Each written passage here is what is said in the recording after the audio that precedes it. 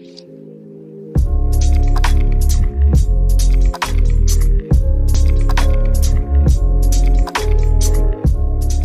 saja yang bisa kita lakukan gitu dok untuk mencegah hal-hal tadi gitu? Iya betul Hani, jadi sebenarnya banyak yang bisa kita lakukan, banyak yang kita bisa periksa di rumah ya untuk menghindari hal seperti itu. Itu kenapa terjadi? Karena adanya ketidaktahuan dan adanya ketidaktahuan untuk memonitor jantung kita seperti itu. Sebenarnya kita punya alat yang bisa kita punya di rumah dan kita bisa periksa setiap hari untuk mencegah hal itu. Ya. Jadi sebenarnya penyakit jantung itu kita dapat dicegah ya dok ya? Iya betul. Itu dicegah dengan cara seperti apa dok? Nggak mungkin kan kita megangin jantung kita tiap hari gitu ya dok ya? Atau kita juga pergi ke dokter setiap hari gitu ya dok? Apa saja yang bisa kita lakukan dok untuk mencegah penyakit jantung? Ya betul, terima kasih Hani. Jadi seperti kita ketahui sekarang zaman pandemi COVID ya, di mana orang mungkin mengurangi jadwal check up ke dokter seperti itu karena risiko tertularnya kena COVID. Jadi sebenarnya ada hal yang bisa kita lakukan di rumah untuk mencegah hal seperti itu.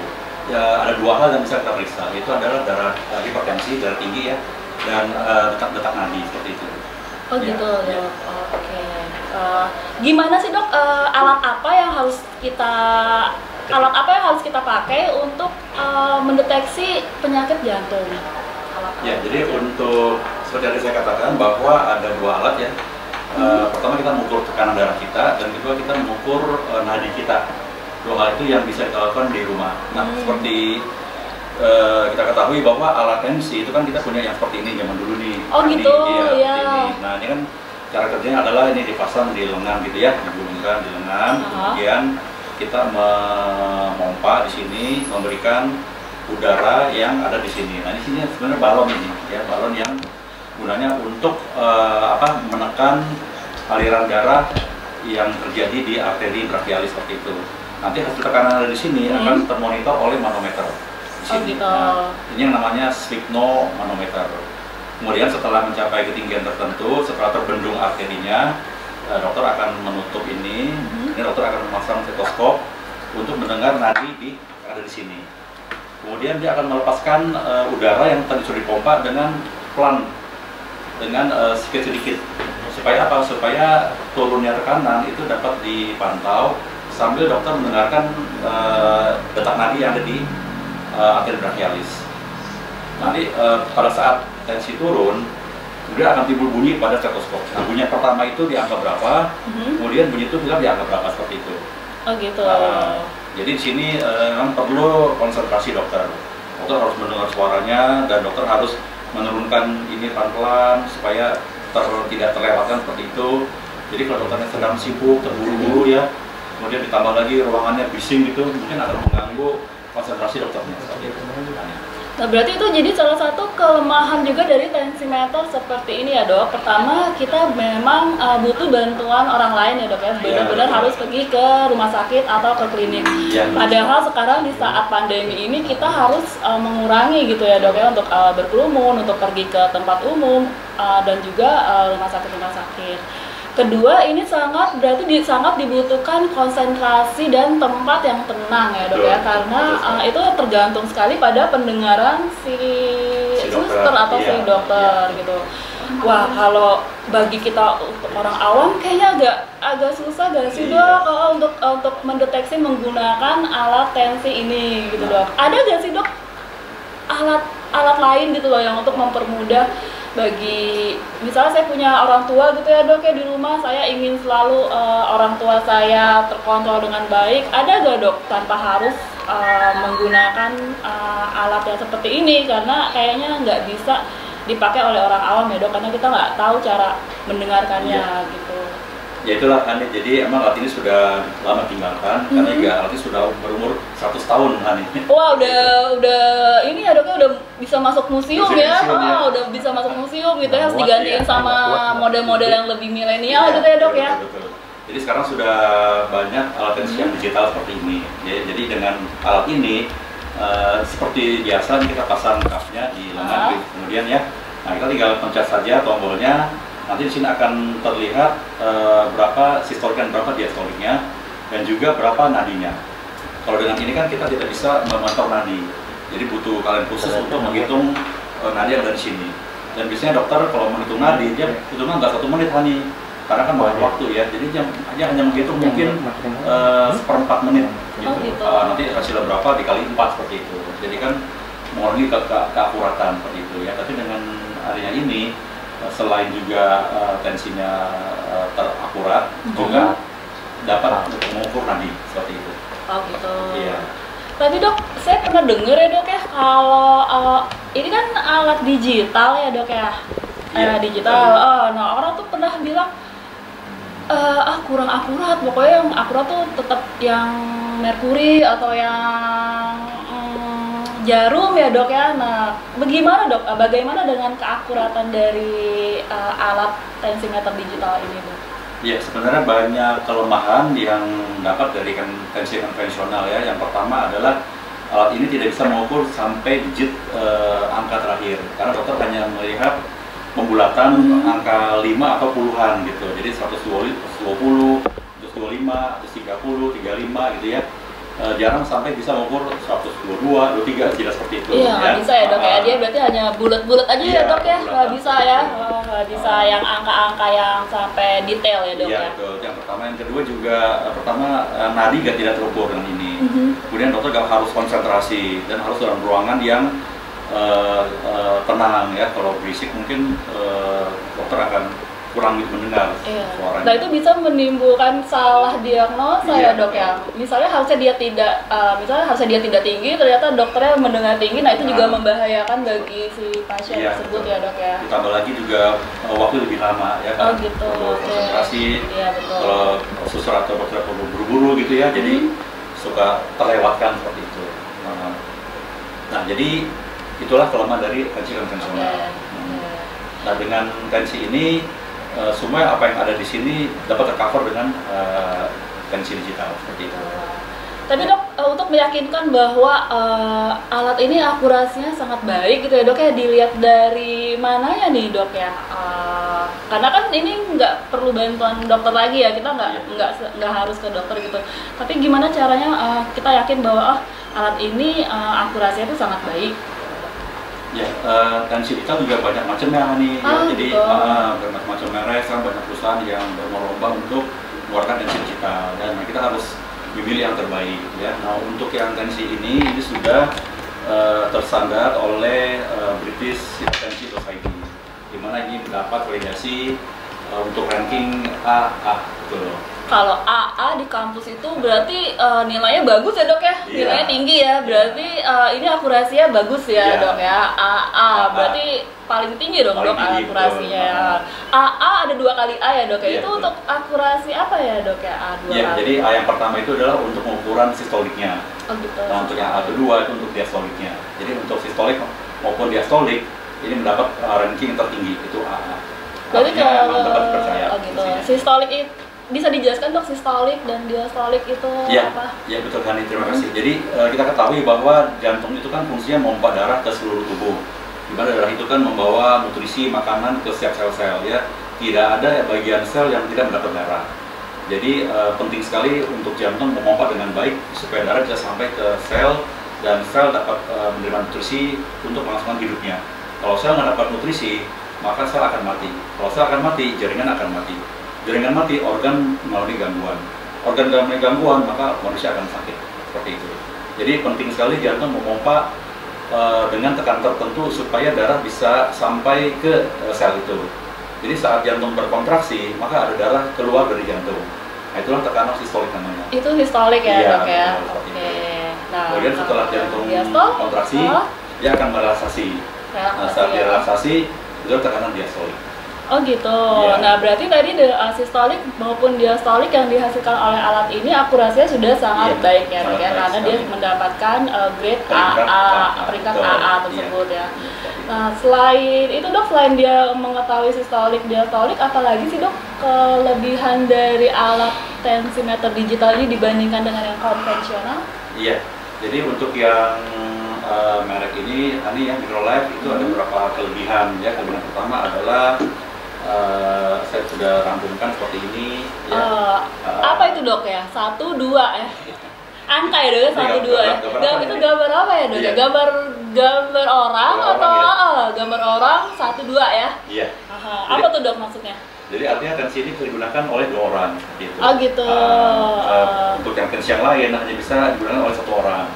Jadi kalau ada suami istri, mungkin suaminya tensi, istrinya tensi, suaminya darah tinggi, istrinya enggak, nanti bingung kan, ini tensi yang hasil yang mana nih gitu kan. Gitu. Tapi dengan area ini dapat dipisahkan antara tensi sang suami dan tensi sang istri seperti itu. Berarti dunia milik kita berdua, ini tensi juga milik kita berdua ya dok ya, bisa di-sharing ya dok ya. Oke, Ya, jadi dia memisahkan memori antara 2 orang tersebut ya dok ya. Betul, betul. Misalnya si suami yang memiliki hipertensi, dia memiliki histori atau memorinya sendiri. Sedangkan si istri misalnya yang tidak hipertensi, dia juga memiliki memori atau historinya sendiri ya dok ya. Jadi tidak akan tertukar ya.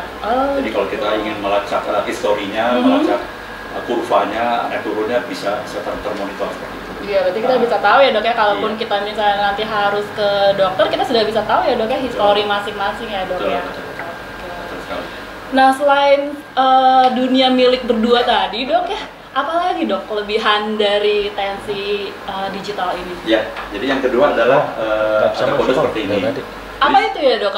Tanda checklist ya dok ya? Tanda checklist ya dok, sepertinya ya? Iya. Jadi kalau apa tuh dok maksudnya? bisa saat kita menggunakan tensi ini akan keluar lambang seperti ini. Kalau lambang seperti ini artinya saat pemasangan manset itu sudah betul caranya, gitu. Ya, karena kan juga cara masang manset itu kan juga banyak caranya. Jadi kalau salah masang, maka hasilnya juga akan tidak akurat seperti itu. Berarti kalau salah masang manset ya dok, ya dapat mempengaruhi hasil ya? Iya betul. Nah kalau misalnya tensi lain yang tidak memiliki deteksi untuk pemakaian manset seperti ini, kalau orang tersebut salah make, dia tidak terdeteksi, berarti bisa menghasilkan nilai yang salah ya dok ya? Iya, akan mengurangi keakuratan. Mengurangi keakuratan dari hasilnya. hasil tersebut. Iya, Jadi kalau untuk tensi ini, adanya teknologi seperti ini itu menghindari kesalahan tadi ya Iya, dok ya? betul sekali. Oke. Iya. Jadi seperti kita ketahui, ini kan untuk manset ada caranya tadi ya. Jadi ada yang sisi tertentu yang harus sesuai dengan jalannya arteri, jadi tidak boleh sembarangan. Seperti misalnya ini ya, dalam tanda kuning ya, arteri marker seperti ini. Oh itu ada tulisannya dok ya, arteri Iya, marker. jadi ini harus ada di sisi sebelah sini. Jangan sisi sini gitu loh kan. Oh gitu. Mengurangi keakuratan. Jadi saat terjadi salah pemasangan, maka lambang tadi akan keluar berbeda tandanya, bukan tanda contreng.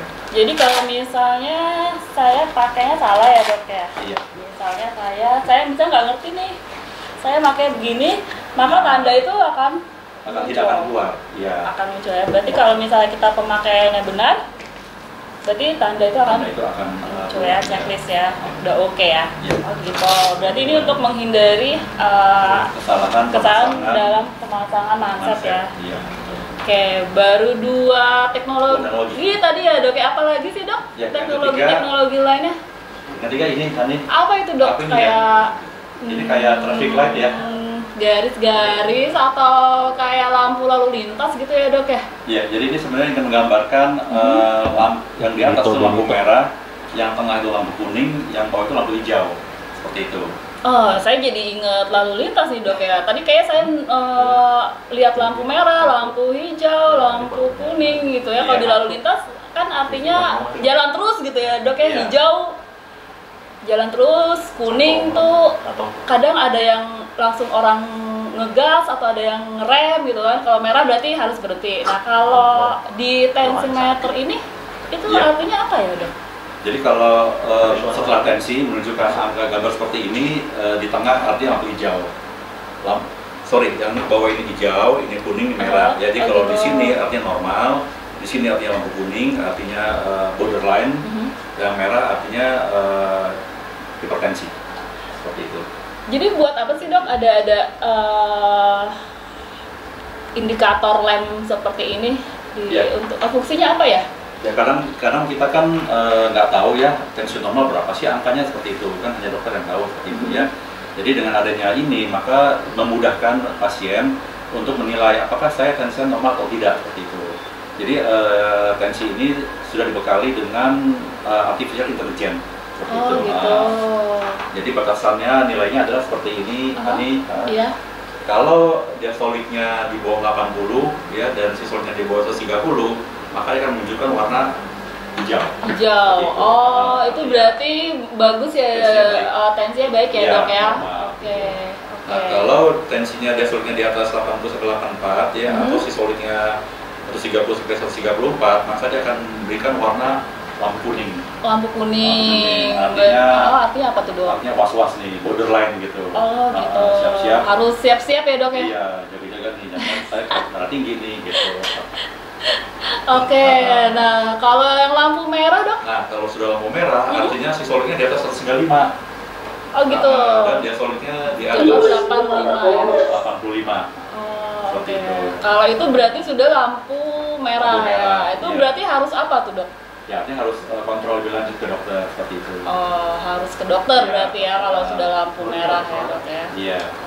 Jadi dengan adanya indikator ini, masyarakat tidak perlu bertanya lagi, ini saya normal apa enggak ya gitu. Cukup dengan melihat indikator yang ada di alat digital tensi. Iya, karena mungkin bagi orang awam tidak semuanya tahu ya, Dok ya, tentang angka-angka ini ya. Jadi alat ini sangat mempermudah sekali untuk mengetahui di lampu mana sih tekanan darah kita ya, Dok ya. Betul kali ya, Dok ya, sangat membantu sekali. Oke. Nah, selain itu ada lagi gak sih, Dok, kelebihan dari tensimeter? Masih banyak nanti masih banyak, ya ampun. Berarti kita bisa sehari semalam ya, Dok ya, ngebahas tensi ini ya? Ya, kenapa saya pilih tensi ini? Karena ini sangat support tensi ini seperti itu. Makanya saya memberanikan diri untuk memperkenalkan kepada Hani seperti itu. Oke. Nah, ini apa lagi nih, Dok? Ini ya. Lurus, kanan, kiri gitu ya, Dok ya? Iya. Penunjuk arah ya? Penunjuk arah gak sih, Dok, kalau di jalanan kita lihat? Gitu ya? Ini seperti kayak apa ya, kayak air mancur kok begini nih. Kalau di atas ya tergantung dari cara lihatnya dari mana ya, Dok ya. Nah, kalau ini artinya apa, Dok, di tensi? Nanti setelah kita tensi ya akan keluar tanda seperti ini. Jadi ada 3 tanda, tanda ke bawah, tanda lurus, atau tanda ke atas gitu. Jadi kalau tanda ke bawah artinya tensi yang sekarang itu menurun dibanding dengan tensi sebelumnya. Gitu. Nah, itu bahaya juga, Dok, atau gimana? Ya tergantung, kalau sebelumnya darah tinggi dan sekarang menurun ada perbaikan. Ada perbaikan ya, gitu. Kita tahu, ada perbaikan nih gitu. Berarti misalnya setelah dia melakukan pemeriksaan, pengobatan, berarti sudah mulai ada kebaikan, itu bisa dilihat dari tanda ini ya, Dok ya. Oke. Kemudian kalau dia lurus, artinya tensinya stabil. Stabil. Tensinya sekarang tidak berbeda jauh dengan tensi sebelumnya. Hampir sama aja, Dok ya, nggak naik, nggak turun, segitu aja ya, di seputaran angka segitu ya. Oke, nah kalau satu lagi, Dok, yang ke atas? Ini yang bahaya nih, Hani, kalau ke atas. Waduh, itu bahaya ya, Dok ya? Artinya tensi yang sekarang kita periksa itu cenderung naik dibanding tensi sebelumnya. Gitu, seperti itu. Berarti kalau ke atas ya, Dok ya, itu yang benar-benar harus diwaspadai ya. Selain tadi yang lampu merah itu ya, Dok ya. Berarti yang harus diwaspadai lampu merah plus tanda panah ke atas. Iya, betul, Hani. Itu udah banyak juga ya, Dok ya. Masih ada lagi, Dok, kelebihan dari tensi ini? Iya. Gitu. Nah, ini yang paling penting, Hani. Apa tuh, Dok? Ya, ini kayak gambar apa ya? Kayak gambar rumput ya? Gambar apa ya, Dok ya? Kayak saya pernah lihat itu kalau lagi cek EKG gitu ya, Dok ya. Kayak diagram-diagram seperti itu. Kayak saya pernah lihat gitu, Dok. Nah, kalau di tensi itu memang ada, Dok. Iya, betul kan ya. Jadi kalau setelah kita tensi, keluar tanda seperti ini, ini yang namanya ada kan PAD. Apa tuh, Dok, PAD? P ini puls, ini arteri, aritmia, ini disorder atau disease penyakit. Detection. Gitu. Ya. Artinya apa sih, Dok? Ya, jadi dia berfungsinya untuk mengetahui apa? Ya, jadi kalau ada lambang ini, artinya nadi kita tidak teratur detaknya. Detak nadi tidak teratur. Gitu. Ya. Karena detak ini penting, Hani. Ya, jadi kalau kita tahu bahwa detak dan jantung manusia itu kan normal 60 sampai 90, ya normal seperti itu. Nah kalau di atas 90 artinya lebih tinggi, ya takikardi namanya, takikardi. Nah, itu pun ada batasannya lagi. Di atas 175 ada yang namanya atrial fibrillation, ya ada putar atrium, ya ada ventricular fibrillation dan lain-lain. yang berpotensi untuk menimbulkan penyakit yang lebih parah dan penyakit yang lebih parah seperti itu. Tapi dengan adanya ini PAD artinya kita bisa mendeteksi dini seperti itu. Artinya ada kelainan irama jantung. Oh gitu. Nah, apa yang kita lakukan dok kalau misalnya dalam beberapa kali pemeriksaan dengan tensi ini tanda ini keluar, itu kita harus melakukan apa? Apakah harus diperiksa lebih lanjut atau harus kontrol? Apa dok langkah sebaiknya yang kita ambil setelah? Ya, artinya kalau setelah kita tensi keluar tanda ini, artinya kita ada kelainan irama jantung, terdeteksi kelainan irama jantung. Nah, sebaiknya kita periksa ke dokter. Kita lakukan EKG, kita konsul ke dokter, sampai sejauh manakah kelainan irama ini membahayakan untuk kedepannya, seperti itu. Penyebabnya apa sih dok? Kalau akhirnya terjadi PID ini dok? Ya sebenarnya banyak penyebabnya, dari makan juga bisa, makan alkohol ya, kopi juga bisa, atau pembawaan dari lahir juga bisa seperti itu, atau juga mungkin kita ada gejala hipertensi, ya hipertensi atau gangguan aliran listrik di jantung. Nah itu juga bisa menimbulkan kelainan seperti ini. Tapi dok, ini bisa terjadi pada umur-umur misalnya lansia aja, atau sekarang bisa juga terjadi pada usia-usia muda, atau gimana dok? Biasanya? Ya, memang angka ini yang banyak pada usia lansia. Tapi juga tidak kemungkinan untuk muncul pada usia muda. Seperti itu. Jadi yang usia muda juga harus mulai mewaspadai ya dok ya? Betul. Apalagi sekarang dengan adanya gaya hidup, ya, pola makan dan polusi udara itu semua mempengaruhi irama jantung. Oh gitu, aduh bahaya juga ya dok ya. Berarti ini bisa memberikan indikator awal sekali ya dok ya untuk aritmia ini ya, sehingga kita dapat segera mengambil langkah-langkah yang awal banget ya dok ya, nggak yang tiba-tiba sudah misalnya sudah berat gitu kan baru ke dokter. Berarti ini masih early detection banget ya dok ya. Betul kan. Oke, keren. Oke. Nah berarti, kalau wah itu udah banyak banget ya dok ya teknologinya ya. Masih ada teknologi lain? Ya itu yang belum penting kan. Serius dok? Jadi yang makin penting nih. Bagi saya tadi tuh udah penting banget loh dok, udah menambah wawasan banget ya dok ya. Film itu kan belum puncaknya. Ini berarti masih belum puncaknya ya dok ya. Masih ada hero-nya belum keluar ya dok ya, pahlawannya belum keluar. Tadi kan PAD itu cukup penting ya. Artinya kalau ada PAD berarti kita ada kemungkinan kan irama jantung. Nah, salah satu kan irama jantung ada yang disebut atrial fibrillation. Atrial fibrillation itu apa ya dok? Atrial fibrillation. Atrial itu kan kita tahu waktu SD ya Hani ya, pernah terima pelajaran bahwa jantung kan ada dua ruangan ya. Ada ruangan atrium, ada ruangan ventrikel. Iya, atas bawah gitu ya dok ya? Betul, atrium di atas, ventrikel di bawah ya. Atrium itu kan bahasa Indonesianya serambi. Serambi ya, kalau ventrikel itu bilik ya, serambi itu artinya ruang tamu. Kalau bilik itu artinya kamar gitu. Jadi kita kalau masuk ke rumah orang itu kan ruang tamu dulu ya. Harus ke ruang tamu, nggak bisa langsung ke kamarnya, nggak bisa ya dok ya, harus ke ruang tamu ya. Gitu.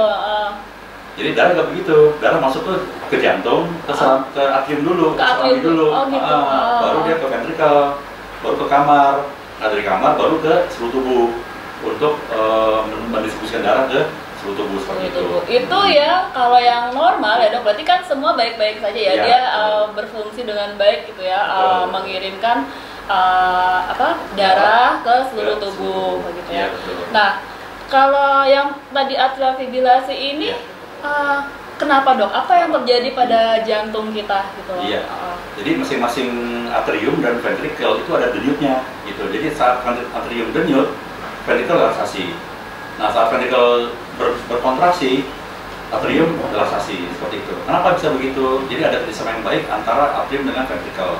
Kenapa? Karena masing-masing atrium dengan ventrikel dia punya pembangkit listrik. Kita sebutnya pacemaker. Iya, pacemaker. Cuma kalau bahasa Indonesianya pembangkit listrik lah. Pembangkit listrik ya. Kayak PLN ya. Kayak PLN ya dok ya. Kirain jantung tuh biasa-biasa aja gitu, ternyata banyak ini ya, cukup rumit ya. Seperti apa sih dok? Saya agak masih masih bingung gitu ya dok ya. Jadi apa gitu dok sebenarnya yang terjadi gitu kan Iya. Jadi di jantung atrium kita. itu ada pemakai listrik pacemaker namanya SA node. SA node, kemudian di ventricle ada pemakai listrik namanya AV node gitu. Nah normal AV node tunduk pada SA node. Jadi SA node lebih tinggi dari AV node seperti itu. Jadi SA node lah yang mengatur berapa frekuensi jantung kita seperti itu. Nah ada kalanya SA node itu berdetak cepat, ya mungkin di atas 100 seperti itu. Jadi itu yang namanya atrial fibrillation gitu. Tapi karena ventricle punya pembangkit listrik sendiri dan dia tahu bahwa atrium itu salah nih, karena kalau saya ikut-ikutan atrium nanti pompa darah jadi nggak optimal gitu ya, maka ventricle akan mengkompensasi supaya tidak terjadi penyakit seperti itu. Tapi meskipun begitu tetap akan terdeteksi di pada saat pemeriksaan nadi di arteria brachialis. Oh gitu. Nah, Nah jadi yang bisa terdeteksi itu yang kalau tadi kan PAD itu artinya alat tensi hanya mendeteksi kelainan irama. Nah, salah satu kelainan irama yang membahayakan adalah atrial fibrillation. Atrial fibrillation. Gitu, ya. Nah sekali lagi alat ini dilengkapi dengan artificial intelligence seperti itu. Jadi alat ini bisa membedakan kelainan irama jantung yang membahayakan, yang normal dengan yang normal seperti itu. Gitu. Ya. Nah yang membahayakan adalah yang ini, atrial fibrillation. Atrial fibrillation. Udah punya gak sih dok ilustrasi atau videonya gitu ya biar orang jelas gitu ya dok ya apa sih bahayanya atrial fibrillation ini di jantung kita gitu ya dok ya? Kita punya video kebetulan. Dokter punya ya videonya ya dok ya? Mungkin bisa diputar tayangkan supaya nanti healthy people bisa melihat. Iya, biar jelas. Jadi pengetahuan ya dok ya buat healthy people apa yang terjadi. Apa itu atrial fibrillation seperti itu.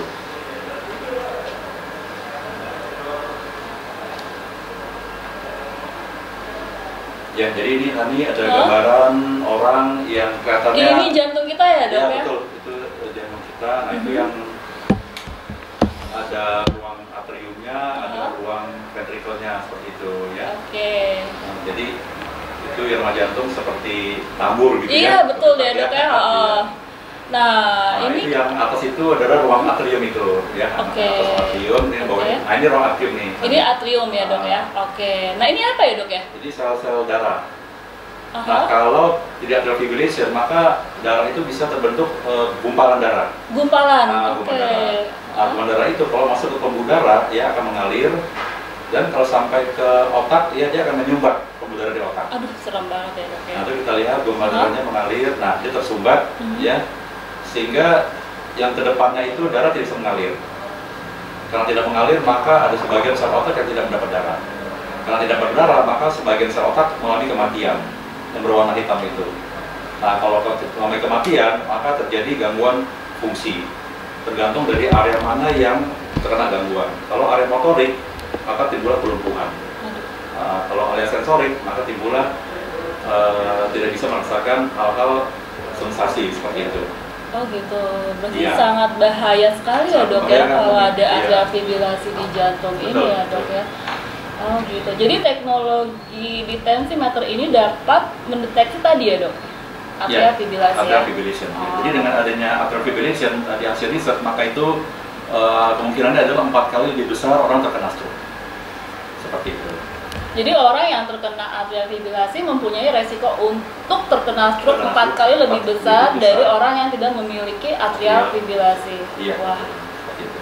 Nah nanti muncul di layar tensinya berarti tulisan itu ya dok ya? Ada tulisan AFib-nya. AFib-nya ya.